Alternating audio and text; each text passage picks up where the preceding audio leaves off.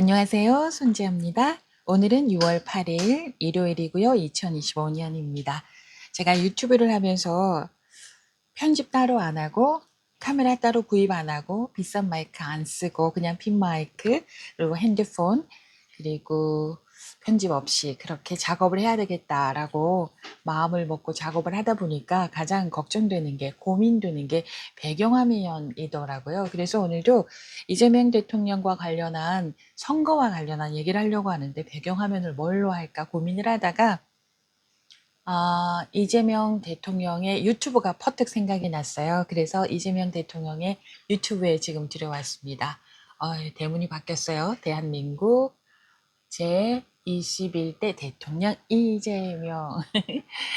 그래서 저는 이 여러 컨텐츠 가운데 지난해 12월 3일 쿠데타가 있던 날 라이브 방송하셨잖아요.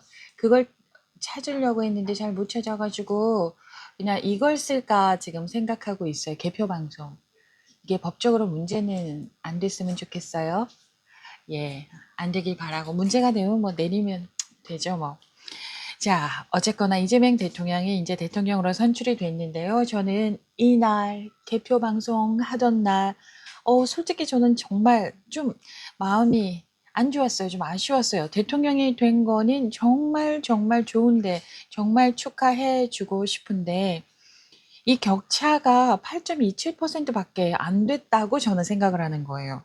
적어도 15% 정도는 차이가 나야 되지 않을까 이런 생각을 했었는데, 차이가 8.27%였고 게다가 또 마음이 싸한 게 뭐냐면은 내란당, 국힘당 후보를 찍은 그 표가 41%나 됐다는 거예요. 41%. 에이구, 그래서 국힘당의 김문수 후보가 무려 1439만 5639표를 받은 거예요. 우리 대한민국의 국민 가운데 1439만 5639분이 한마디로 내란 쿠데타가 있은 이후에 대통령 선거였었는데 그 이후에 조기 대통령 선거를 했는데 그 많은 분들이 그럼에도 불구하고 쿠데타를 한 국힘당의 김문수 후보를 지지해 줬다는 겁니다. 그래도 제가 여기서 위로를 할 부분을 찾아냈습니다.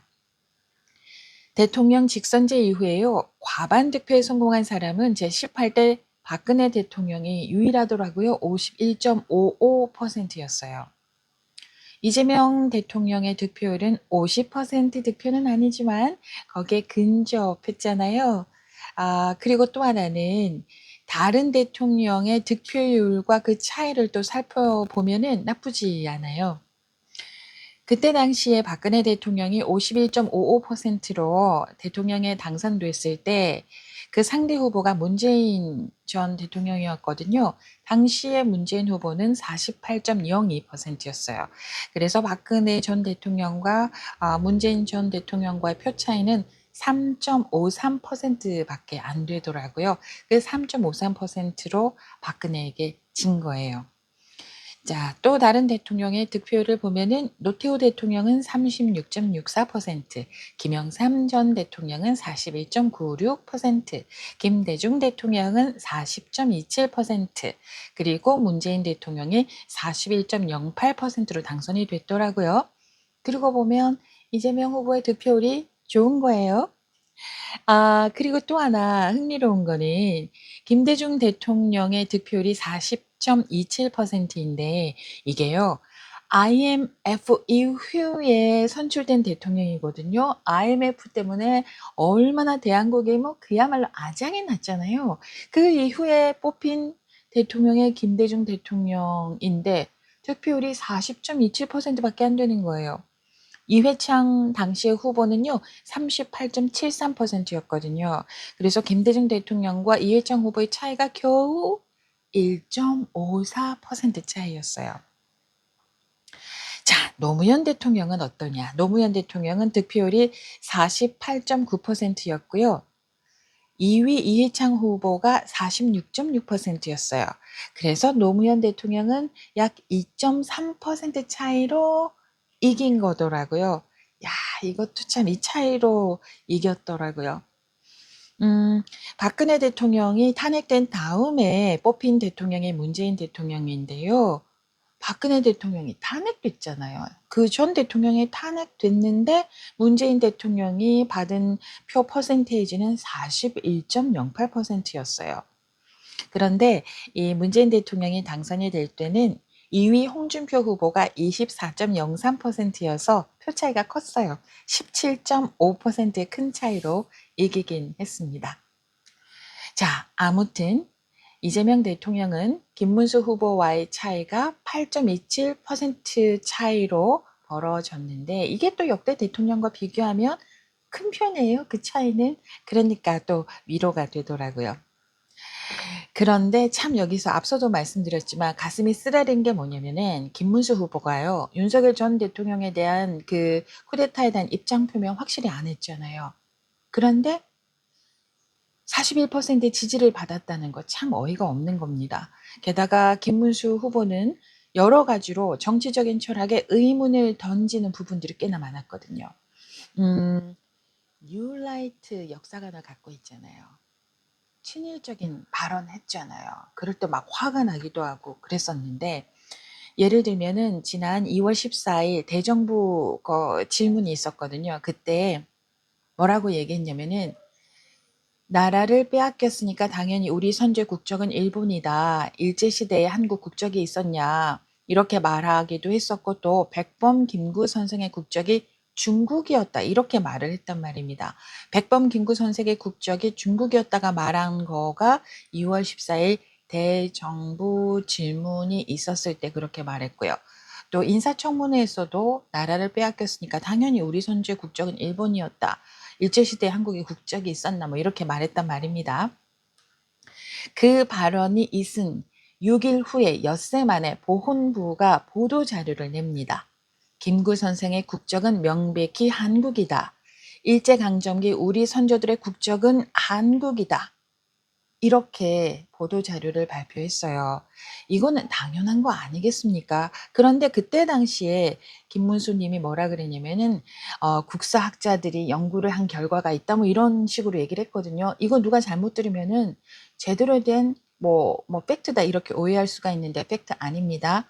분명히 잘못된 사실입니다. 국가보훈부가 발표를 했단 말입니다. 김구 선생님을 비롯해서 우리 선조들의 국적은 한국이다 이렇게 말을 했답니다.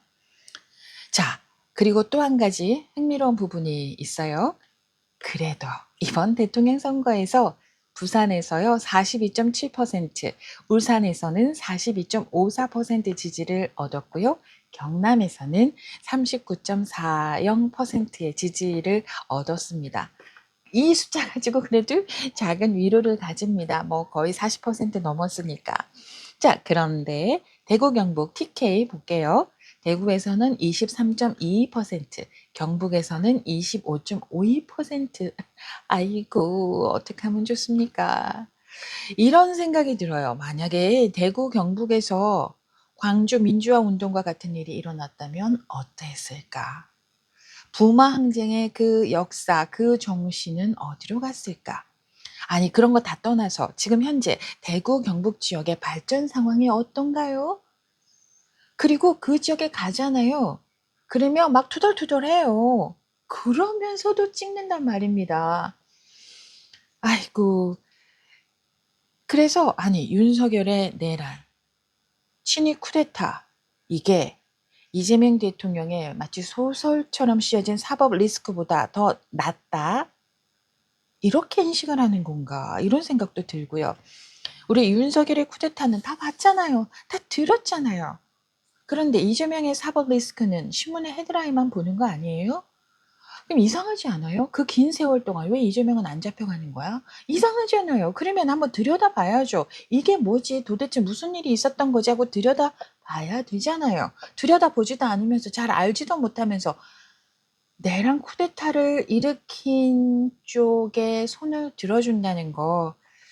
아, 이거는 참 슬프기도 하고 안타깝기도 하고 이런 생각이 듭니다.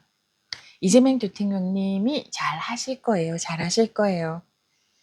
아니, 다 떠나서, 아니, 누구보다도, 어느 누가 해도 뭐, 윤석열 전 대통령보다는 낫지 않겠습니까?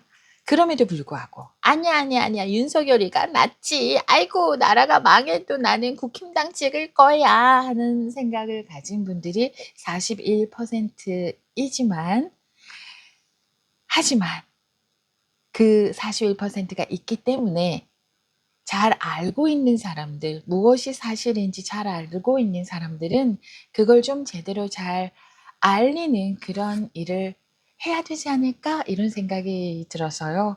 저도 좀 알리는 일에 도움이 되게 해야 되겠다는 생각을 해서 오늘 이렇게 또 유튜브 영상을 열었습니다. 오늘은 여기까지 하겠습니다. 이 영상 이거 대통령 선거 투표한 날 막 결과 기다리고 온 이 장면 이재명 TV에서 갖다 썼는데 괜찮겠지요? 괜찮길 바라면서 손지아였습니다. 고맙습니다.